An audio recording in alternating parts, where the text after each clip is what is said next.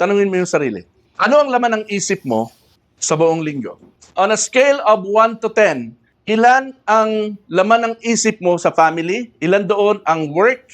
Ilan doon ang ministry? At ilan doon ang recreation?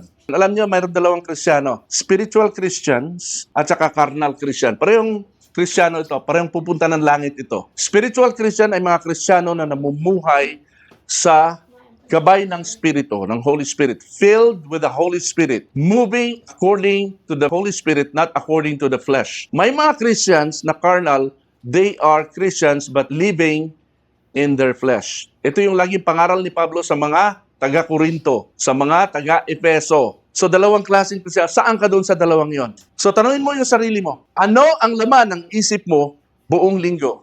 Doon mo i-gauge kung carnal ka o spiritual ka. Ako ba'y heavenly minded o earthly driven? Kung mawawala ba ang pera ko, ang mga bagay na pinag-iingatan ko, stable pa kaya ang joy ko? May joy pa kaya ako o mawawala rin ang joy ko? Strong pa kaya ang faith ko kapag may nangyari kong hindi inasahan? Kung all of a sudden, na-diagnose ako ng terminal illness, magbabago ba ako? Susuko ba ako? Dito mo mag-gauge sa mga tanong na ito kung nasaan ka spiritually. A fulfilled life is not earthly controlled, not earthly temporary driven, not material driven, but heavenly directed. Amen?